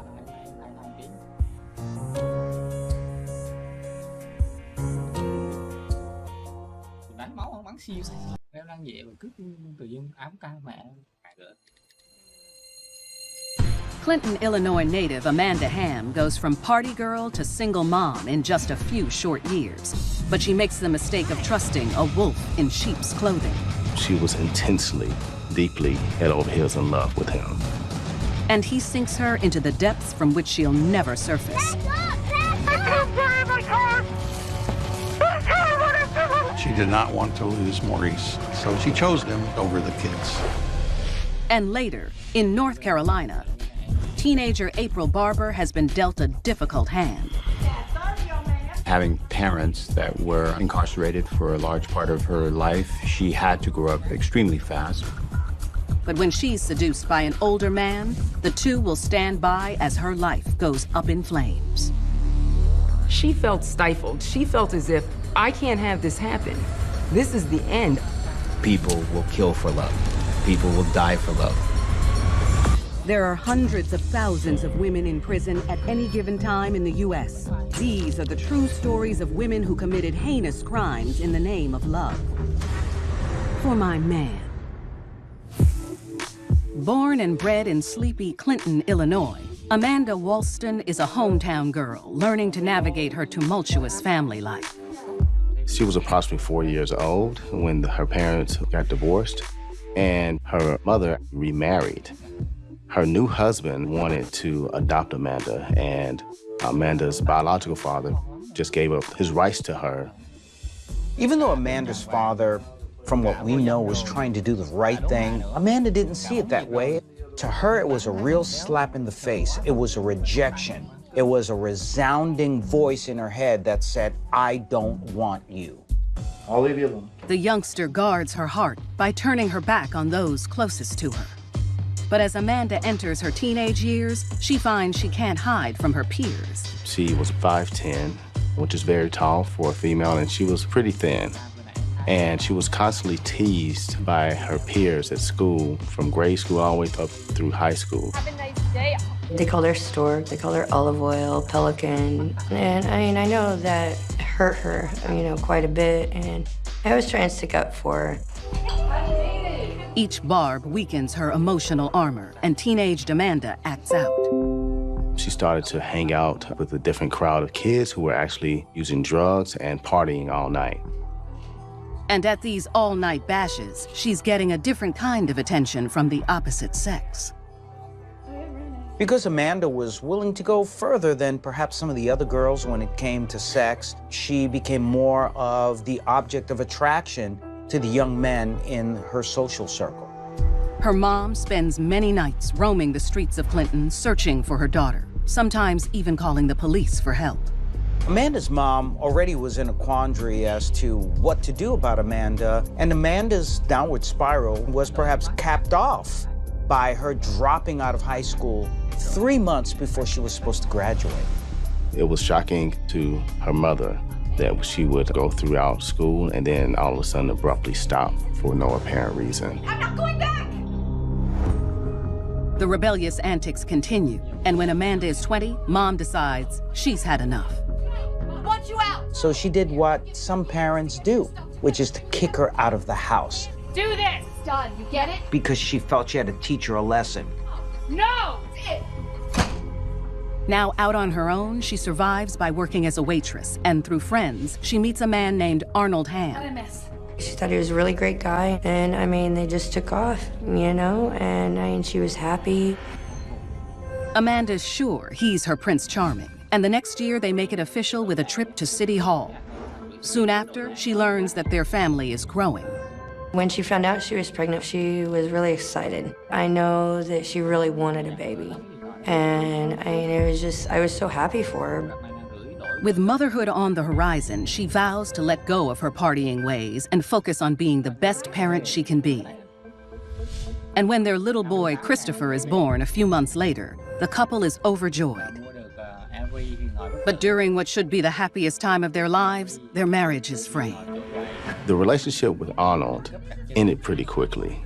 Right after she gave birth, it didn't really last too much longer. She ended up getting a divorce and moved on. Now that she's back on the market, Amanda is quick to fall in and out of love. And after 3 years, she has 2 more children with as many men. First is another boy who she names Austin, and then a baby girl named Kylie. But Amanda becomes vindictive when lasting romances with the fathers of her little ones don't work out. She would keep the kids from them. It was totally unfair. I didn't want to be in a relationship with her. Then she turned south on me. I didn't even know my daughter was born until 2 days afterwards. Holding her baby so close means the 26-year-old shoulders the financial weight of raising 3 kids alone. She landed a job at a mass mailing company, and she was able to get a public housing apartment for low-income families.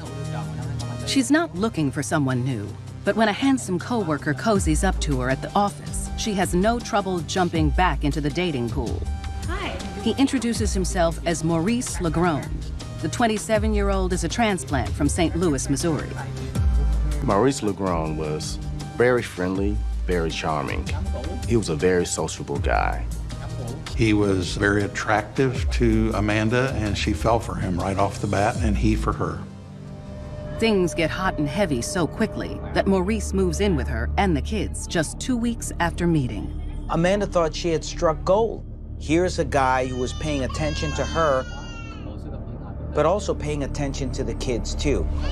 But not everyone in Amanda's close circle of friends is happy about their fast track to romance. She always asks me, what do you think about him? And I'm like, I don't like him. I don't think he's it. Amanda will learn on her own that inviting Maurice into her home is the worst mistake of her life and the lives of her children. She would stop at nothing to make sure that relationship lasted forever, even if that was without her children.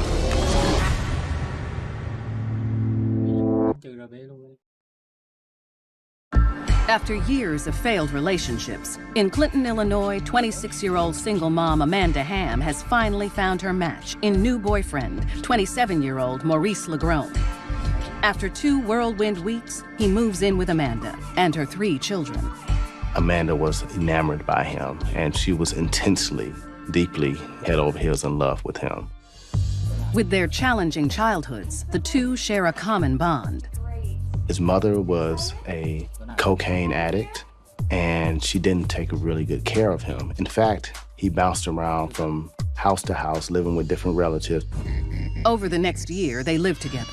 and he becomes a pseudo-stepfather to 6-year-old Christopher, 3-year-old Austin, and little sister Kylie, who is months from her 2nd birthday. Amanda was overjoyed when Maurice volunteered to watch her children, but his parenting skills were no better than what he had experienced in his own home with his mother, and so he didn't have the foundation to take care of Amanda's kids in any productive kind of way. It was a chance to stay home all day, smoke blunts, play video games, and pretend to care for the 3 children. He didn't want to work. It's like, Amanda, I can smell pot. I know it. Don't do it around the kids. Those kids need to be protected, and that's not the environment they need to be in. To top it off, he is completely annoyed by the tiny trio and complains incessantly about how they are cramping his style and the type of relationship he longs to have with his girlfriend. They were a burden on him and an interference with his party time. Maurice wanted all the attention from Amanda, and he couldn't get it. All the attention that he needed from her because the children were in the way. To show his disdain, he intimidates them when she's not at home. At least one occasion, he even admitted that he stuck their heads in an oven and pretended to turn the gas jets on. But he didn't, and that terrified the boys.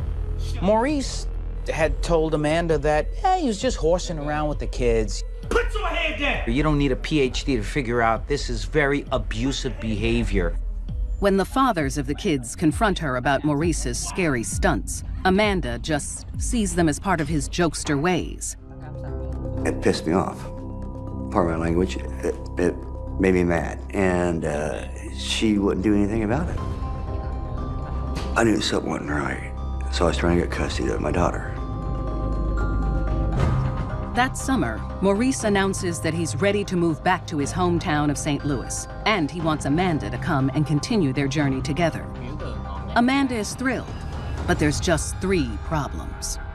Why not my kids? Those kids are in the way, and they weren't his, and he just wanted he and Amanda to have the good time. No way could those kids come with them. While it seems like a strange request to make of a single mom, Amanda is desperate to have a fresh start in the big city with the man she loves, so she considers the proposition. Amanda responded by asking her mother if she could take custody of her children. Her mother told Amanda, I can take Christopher, but your younger ones need to be with you. You're their mother. She scoffs at her mom's offer, but is now at a loss about how to make this move a reality. And allowing the fathers to take the kids is not an option.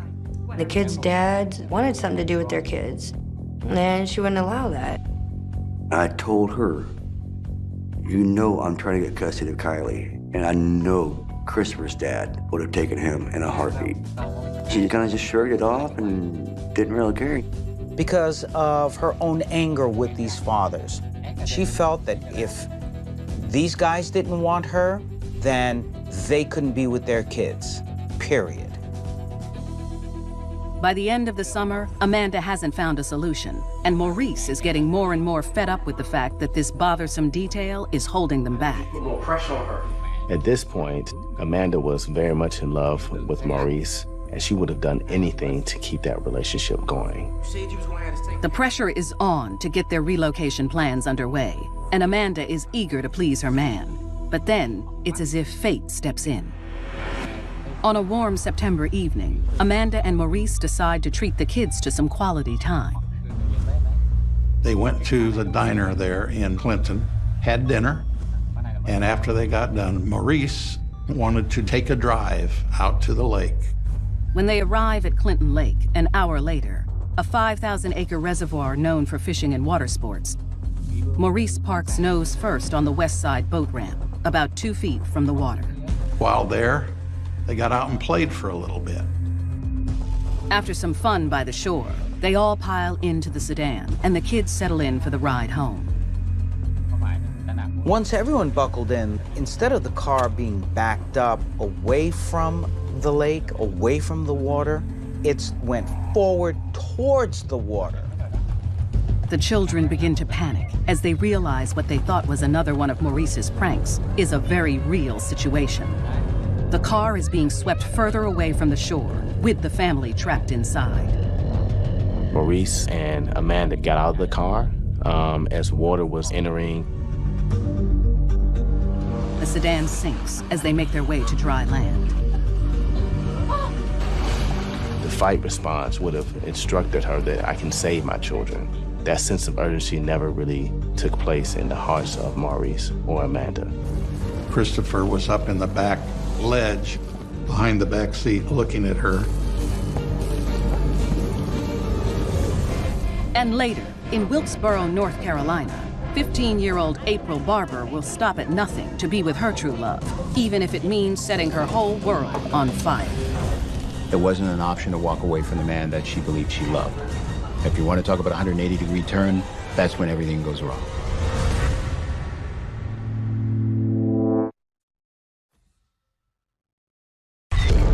Clinton, Illinois single mom Amanda Hamm and her boyfriend Maurice Lagrone are sitting front and center as her car rolls into the town lake with them and their 3 children inside it. In the heat of the moment, the couple jump ship and wade to safety. The children weren't out of the car. They were drifting deeper and deeper into the water. On shore, Maurice holds Amanda and tells her there's nothing they can do. How could you sit there and look at your kids in the back window and him crying and beating on the window and not do anything? She's been so manipulated that she can't allow her maternal instinct to kick in. To watch her children being submerged into that water in that way, her judgment was clouded as to how quickly she should act. Only after the car is fully submerged does Amanda go to a payphone just yards away to dial 911. 911, what is your emergency? I can't believe my car! What is the Ma'am, you need to calm down for just a minute. The kids are underwater and the car's drowning. Dispatch sends police and ambulances racing to the scene. A couple of them went right on into the water, got all 3 children out of there within 2 minutes and had them back up on the shore. The car was in only 4 feet of water. It didn't make any sense to investigators that both of them couldn't have just gone into the water and saved the children. Amanda watches as their limp bodies are handed to EMTs, who immediately begin CPR. Then, each of her babies is put into an ambulance headed for the hospital, not knowing whether they will live or die. Maurice explains to the officers that it was all a freak accident, but things just aren't adding up. According to Mr. Lagrone, he tried to back it up and rev it and back it up, but the more he did, the wheel spun, and eventually the car just floated on into the water. He said the electronic locks didn't work and therefore couldn't get the kids out, but the first responders stated that they had no problems opening up those doors and there wasn't an issue with the locks. Amanda tearfully agrees with his story. Amanda went along with the story that it was an accident because in some ways, that's probably what she wanted to believe. Meanwhile, news of the children submerged in the car travels fast through close-knit Clinton, and friends and family converge at the medical center.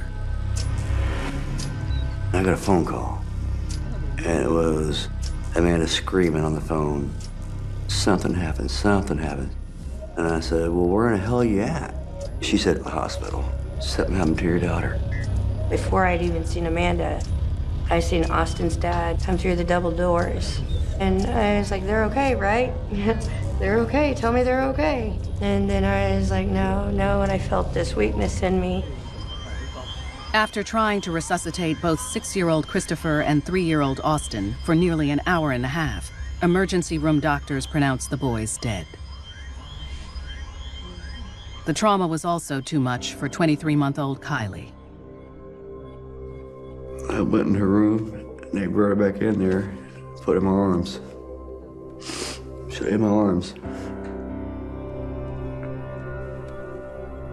And the doctor came in with the stethoscope, pronounced her dead in my arms. The deaths send shockwaves through the community, and Amanda checks herself into a psychiatric facility. And when detectives take a closer look at the scene of the drownings, they find that the couple's account of the ordeal doesn't make sense. They found absolutely nothing, no marks at all, no rubber had been peeled on the boat ramp. And they also checked Amanda's car tires. There was no indication that they had been spinning on a ridged surface. 3 weeks after the incident, while she's being treated for severe depression and free of Maurice's influence, Amanda's version of events begins to change from that of an accident to something much more sinister. She told the police that was his plan, and she doesn't know why she went along with it, but she did. And she just wasn't strong enough to stand up to him.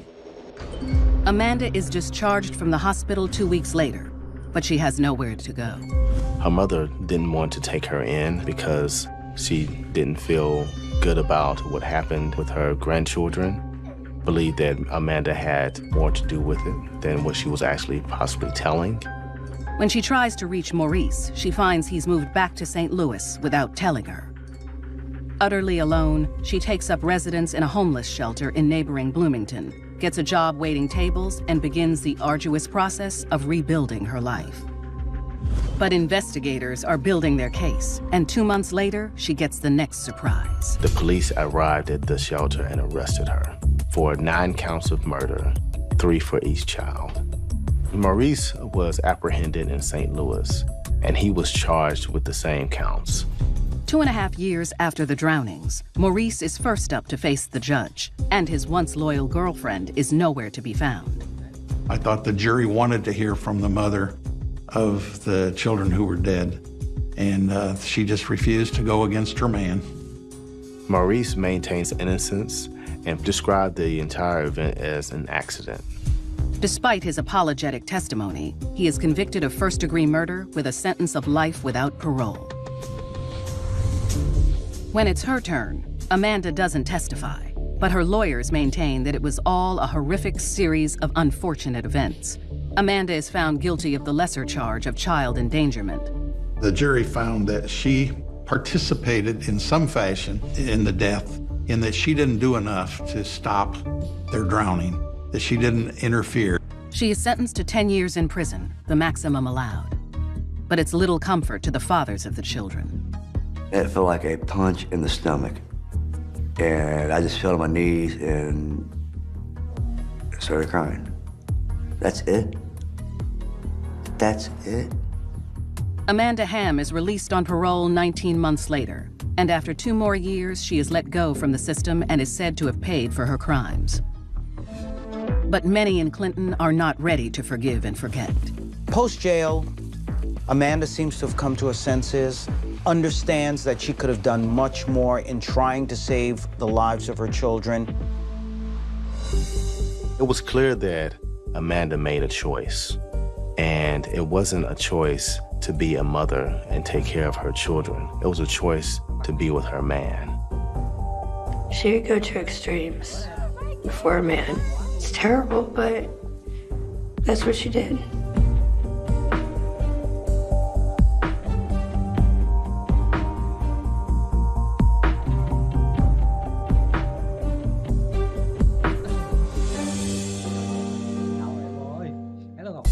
Amanda's 3 little ones suffered the consequences of her bad choice in men. More than 500 miles away in Wilkesboro, North Carolina, April Barber will let her older boyfriend cloud her judgment, and her family will be caught in the crossfire. Wilkesboro, North Carolina 14-year-old April has been forced to grow up faster than most girls her age. Her mother was in and out of jail for different petty crimes. Her father was in jail for manslaughter, so she really didn't have them to depend on. With her mom and dad out of the picture, her grandparents, Lily and Aaron Barber, step up to the plate and adopt her. Aaron was 83, Lily was 77. It's difficult enough to keep up with your own child when you're younger. It had to be extremely taxing for the grandparents to keep up with their granddaughter. But the Barbers have every intention of raising April as their own. They went to church every Sunday. They instilled education for April. It was a very strict environment. And I think the reason for that was the fact that they didn't want to see what happened to April's mother happened to her. And April seems to be responding. Her name consistently graces the honor roll, and she even joins a summer job training program at her high school. She wanted to work, be able to obtain spending money for herself, and I think that's all part of maturity, part of accepting responsibilities. Things are looking up for the pretty teenager until she's on her way home from a training session. A passing man strikes up a friendly conversation. His name is Clinton Johnson. He was smooth talking, sort of gentleman, had a way to say the things that most young girls want. What was unusual about it is that April was 14, he was almost 30. Therein lies the problem. For her, as a young teen, this was exciting. He knew better. But obviously, this was not an issue for him. This is the first of many lines that Clinton and April will cross in the name of love. He was a very manipulative, seductive individual that preyed upon the needs and wants and desires of a child. And there's no turning back once she devotes her life to it. I think April would do anything for her man and to get the future and the family she wanted.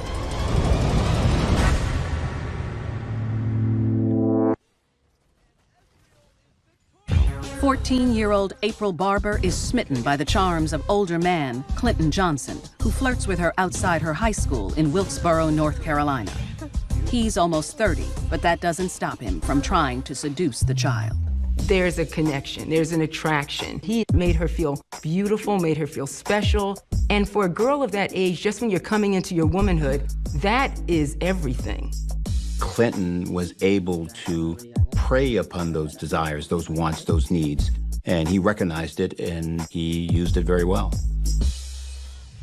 The fellow Wilkesboro native is a carpenter and likes to work with his hands. And when he turns on the charisma, April quickly falls under his spell.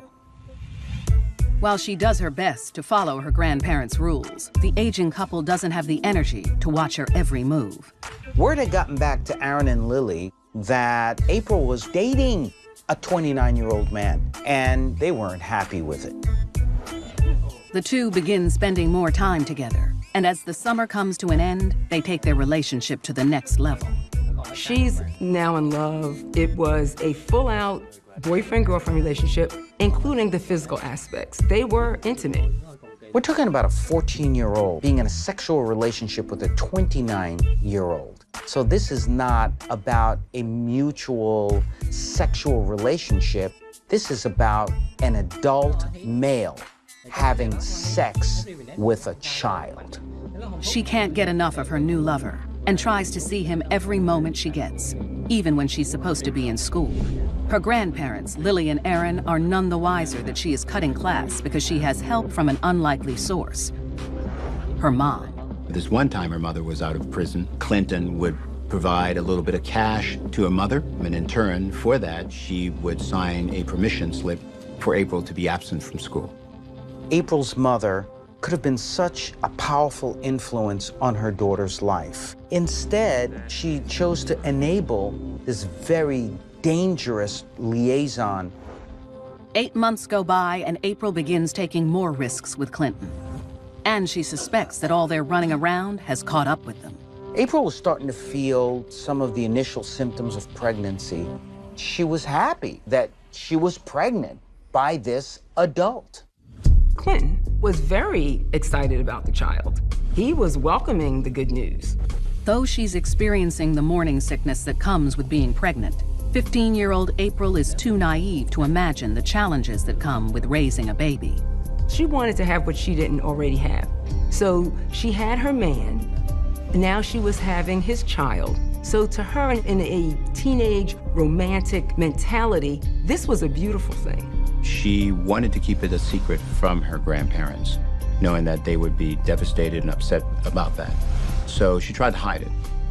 But the teenager isn't able to shut down the gossip mill in close-knit Wilkesboro. They already had gone through this situation with April's mother, who had April when she was a teenager. So they didn't want this to repeat itself. When the youngster's nausea continues, her grandparents' suspicions come to the fore. The Barbers are adults. They figured out that something was up. with April. They confronted her about the pregnancy. Of course, this did not go over well. Now that her secret is out, April tells them she's having her baby. But her grandparents are having none of it. They gave her an ultimatum. They told her either she had to abort the child or they were going to have Clinton brought up on charges of statutory rape. April's mama bear instinct kicks in when faced with two impossible choices. The most important thing in her life was, how can I make this work? How can I save my baby? How can I save my relationship with the man that I love? What do I do now? That same night, April breaks away to meet up with Clinton and break the bad news. And just like his younger girlfriend, he's furious that Lily and Aaron could be so callous. He really wanted this child that April was having and saw the grandparents as being impediments to this happiness. Backed against the wall, they come up with a plan. I don't actually think there was ever an option for them getting in a car, becoming a Bonnie and Clyde, and running away. Clinton was having sex with a minor. Police would follow him forever. In order for the couple to live there happily ever after, her grandparents will have hell to pay. April and Clinton knew if they were going to be together forever, the Barbers could not be part of the picture. The plan was for them to enter the home, into the bedroom, and kill her grandparents.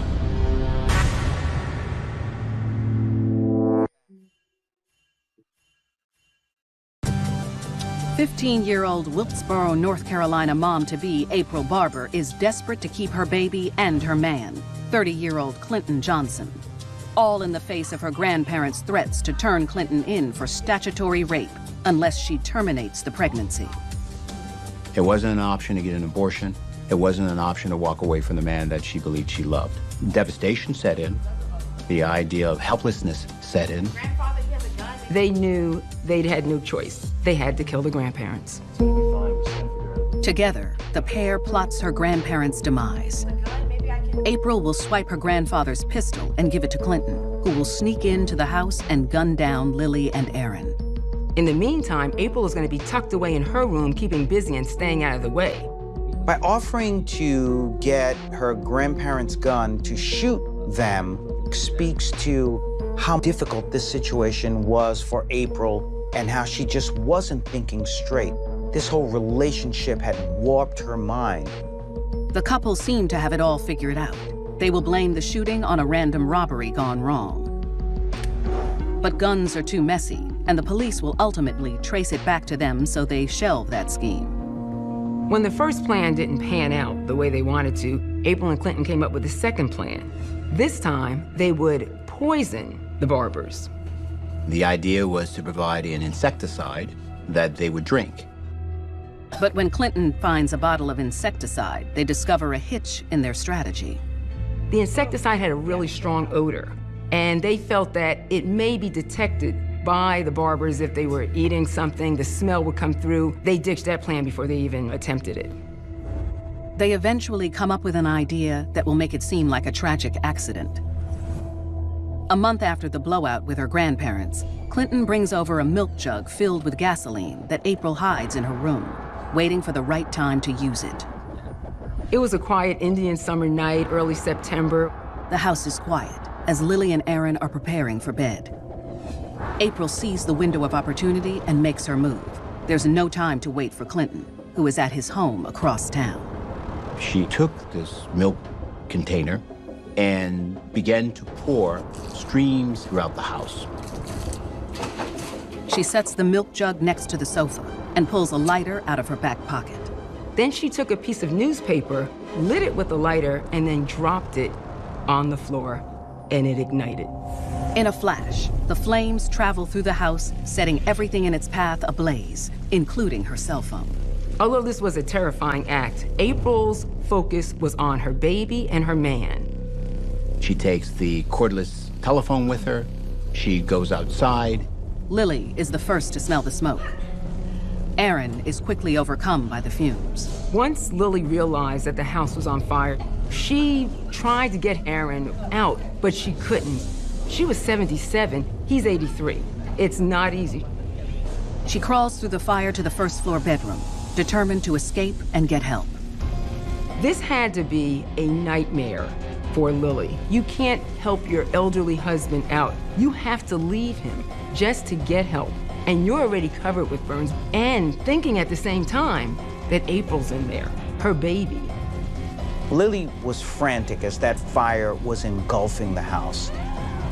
Lily thought for sure she was going to die in that burning house. Outside, April is in shock over what she has done. The outcome, the aftermath, I don't think had set in. I don't really truly believe that she was thinking about the consequences. The accelerant had moved the fire rapidly. Within the matter of minutes, the whole home was engulfed. The flames rising from the house light up the neighborhood, and a pair of Good Samaritans takes notice. They came over and they asked her why hadn't she called 911. She said that the phone wasn't working, that the fire had maybe destroyed the lines, so they offered to let her use their phone, which she did. It's really ironic that here April helps to set the fire, but she also calls 911. She loved her grandparents, but it appears she loved Clinton and, of course, her baby even more. When she comes back to the scene, she finds a crowd gathered on the front lawn. She weaves through the chaos and can't believe her eyes. She sees that her grandmother has made it out of the house. Lily had found her way to a first-floor bedroom window and crawled out of the window to get herself to safety.